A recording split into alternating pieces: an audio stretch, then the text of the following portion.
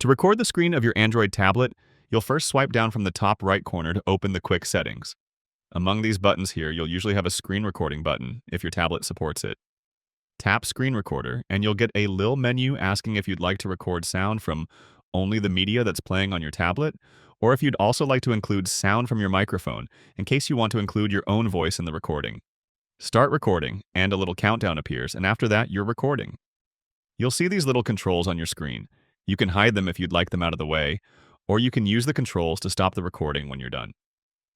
Obviously, the controls won't show in the final recording, they're only visible during the recording, but not in the final video.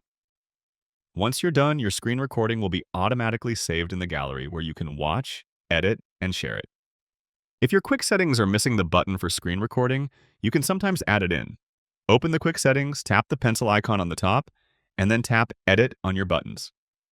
Whatever buttons are not already included in your quick settings will be listed on the bottom, and you can add them in from here. Oddly enough, some Android models don't have a built-in screen recorder. In that case, your best bet is to download a third-party screen recorder. Just go to the Play Store and search for screen recorders.